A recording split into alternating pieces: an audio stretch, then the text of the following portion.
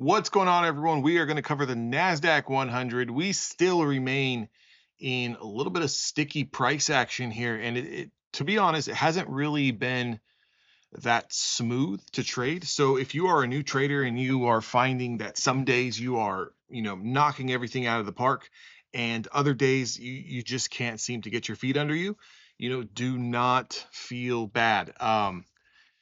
It's just that type of environment, and I really don't have any other way to put it. If you look at the chart in front of you, okay, it is a very messy chart.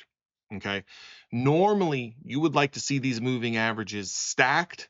You would like to see price action either above or below and trending in one direction. And to be honest, we've been in a little bit of a range. We've been in a range all of February, which, kind of that first week of February, we did start off with a little bit of a decline. If you kind of look to that last week of January and then look at the first week of February, we had a big drop from 26,300s all the way down to 24,222. But realistically, since the first week of February, we have gone nowhere. Okay. Now we've had swings to the upside. We've had swings to the downside. This is what you would call a distribution cycle. This is what you would call a trading range. This is what you would call chop.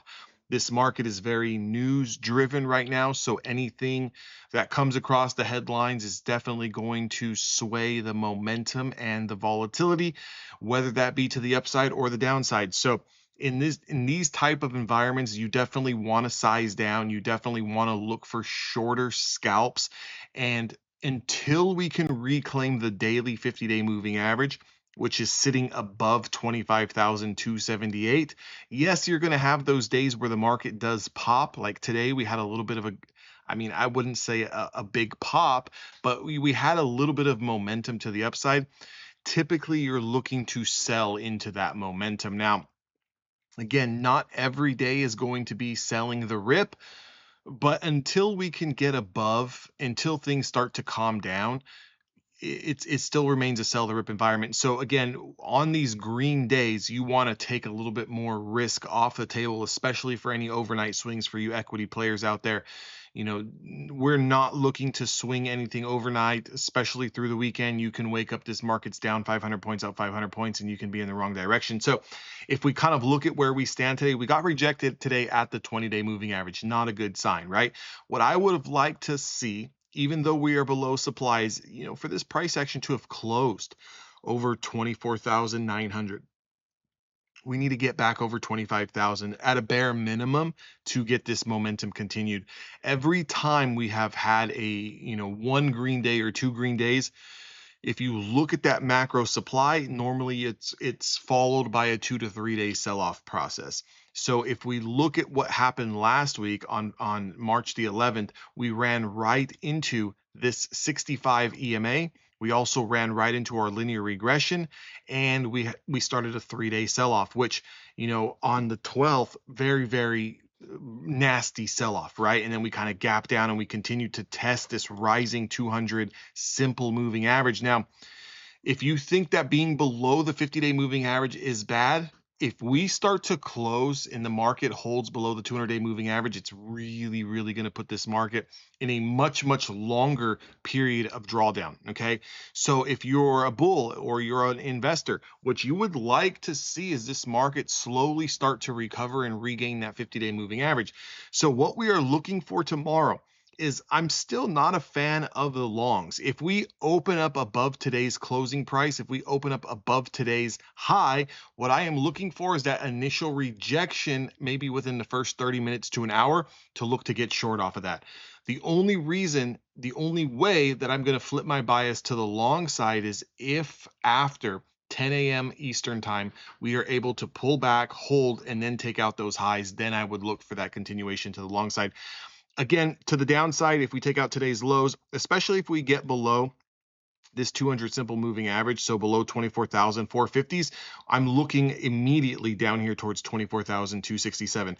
That remains the final straw. That's the final line in the sand. That's the 200 EMA.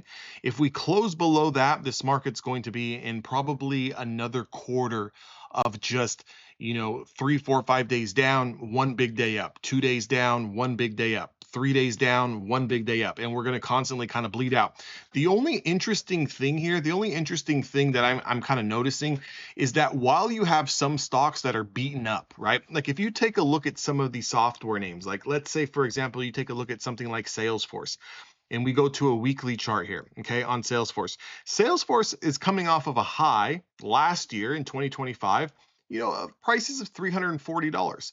We've gotten as low as $174. If you look at things like Adobe, right? Look at something like Adobe. Coming off of highs of $638 just a couple of years ago, last year trading within the $500 range, all the way down to a price of $250. If you look at some things like Tesla even, right? Tesla coming off of highs of about 498 down to current prices, and most recent lows 382. So it's about 100 points off of its highs. But if you look at things like Nvidia, right? If you look at something like Nvidia, high price $212 last year, we're kind of nestled up here between those 180s.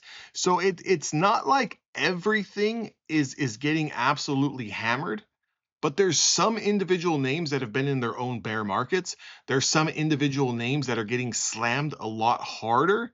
And there's other names that are, they're just more so chopping around. They're more so just distributing. It's a pain in the ass to trade them because it's not really giving you a lot to the upside. It's not giving you a lot to the downside. And it's kind of like, what is ever going to really happen here? It's just like a slow bleeder if you're day trading some of these names.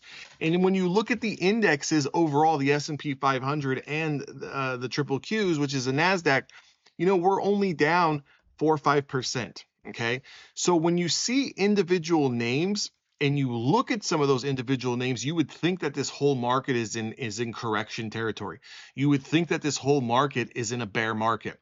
And to be honest, this kind of correction that we're seeing here, this small pullback in an overall much bigger uptrend, is a lot more, I guess, not orderly, but it's more contained. Okay. So while you have some of these names bleeding out, the overall broader indexes have not really sold off 15%, 20%, which you don't necessarily need these broader indexes to sell off 15, 20, 25% in order for us to get back on that bull wagon.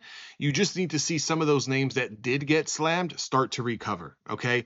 And again, my opinion, I think that there is a little bit more left to go to the downside. Like if this market can get down into 23,000, if it can get down into 22,000, which again, for long-term portfolio holders, it's going to hurt a little bit. It's going to sting a little bit.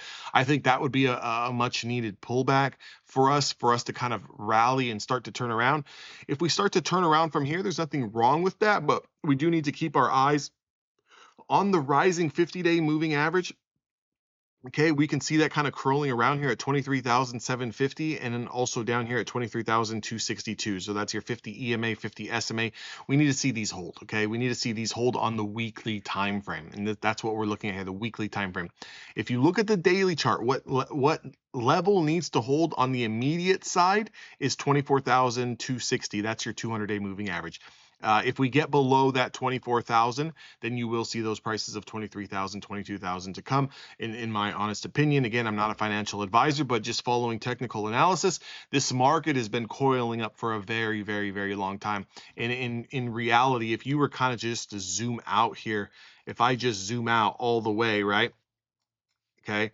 And if you look at this market, we have not made a new high since October of 2025. We have not made a new low since November of 2025. We came close. We tested it here in just a few days ago, last week on March the 9th, have a little bit of a double bottom here. But overall, since November, December of 2025 to current day where we stand, you're talking 3 to 4 months, almost 5 months, where the market has essentially gone nowhere to the upside, nowhere to the downside, but it's created one SOB of a trading time because the volatility is increased.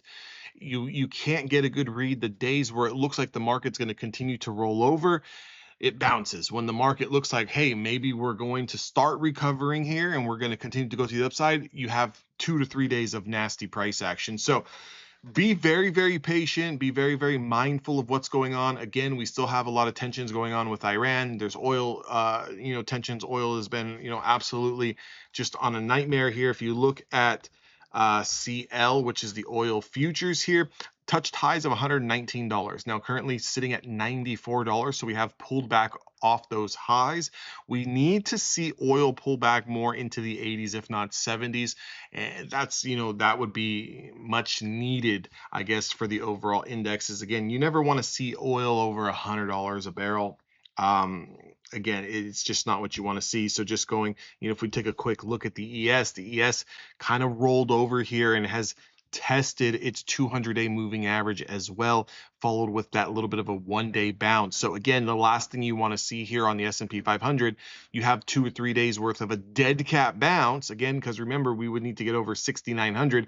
Last thing you want to see here is a 2-day bounce that gets rejected, and then any closure below that 200-day moving average. So keep an eye. We could have a little bit of continuation here, but because we're running into so much overhead macro supply, the trades to the long side, unless we get some headline with some amazing positive news, they're going to be very, very difficult. So if anything, if you need to be a little bit more patient and maybe sit out 1 or 2 days, allow this market to dead cat bounce so you can find those macro supply zones on your 4-hour, on your daily, on your weekly time frame to get into those short positions to kind of trade it back down to the middle of the range.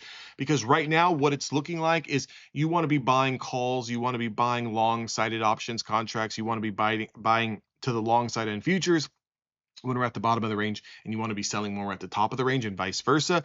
So until we get below that 200-day moving average where we can kind of say, you know what, this is going to be a risk-off territory for probably another quarter, and we're going to just mainly look for the shorts, or until we reclaim that 50-day moving average and say, hey, maybe we can put a little bit more risk on the table to play these longs.